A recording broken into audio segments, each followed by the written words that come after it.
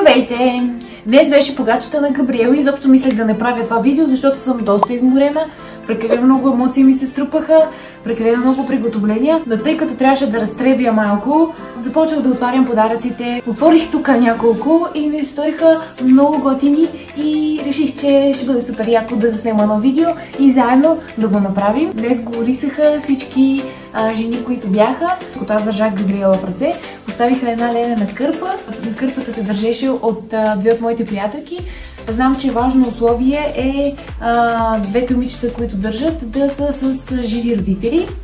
Също така, човека, който разчупва питката над главата ни, също трябва да е с живи родители. Не знам откъде идва това, но смятам, че тези неща наистина носят своя чар.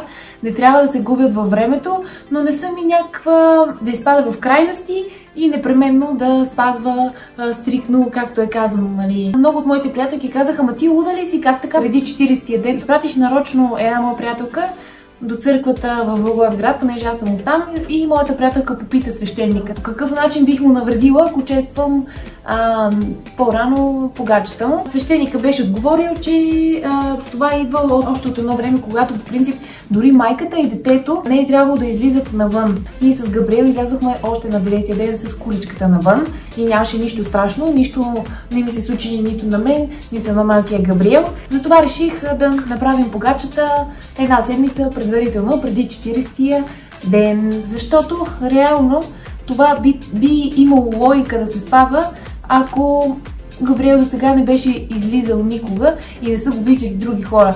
Сега ви предлагам да пристъпим към отварянето на подаръците, защото наистина вече нямам търпение. Отворила съм 3, два от които са албум Дневник, повтарящи се подаръци имам. Опитайте се да познаете дали ще има поне още 2. Ето ги въпросните 2 дневника, които аз вече отворих. Ето. Виждате, че този е персонализиран, изписано е името му.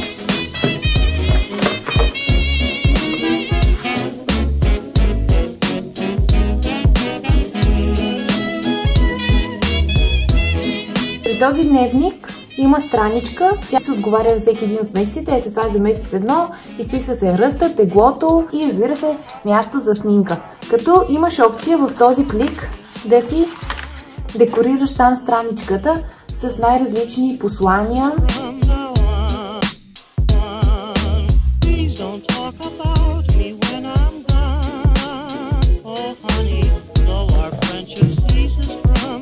Ето следващия албум.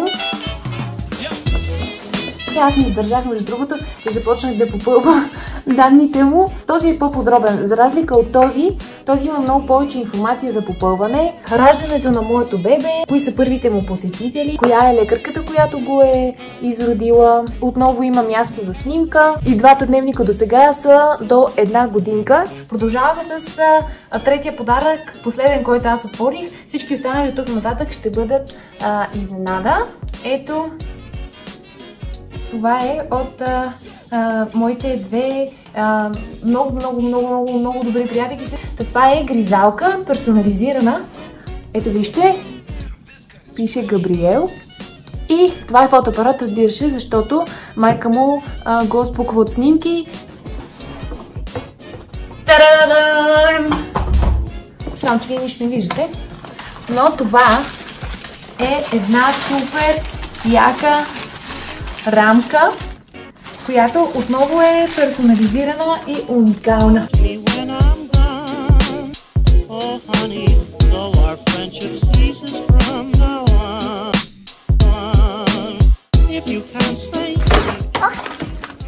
Сладки бомбони, защото знаете, че на погача се носят винаги сладки неща и бомбонки, още бомбони.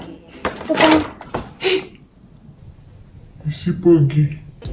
Това са били труфели вече. Вече са. Още бомбони.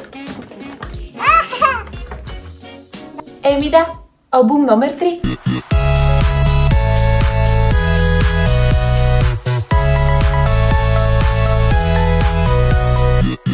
Габриел след малко ще се събуди. Така, тук имаме първата детска книжка на Габриел.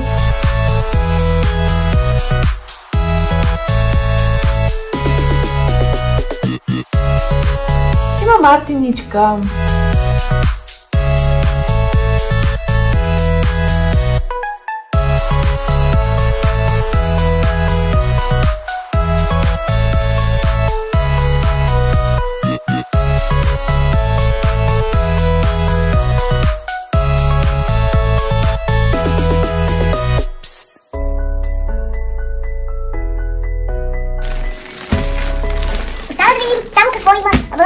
голям пакет.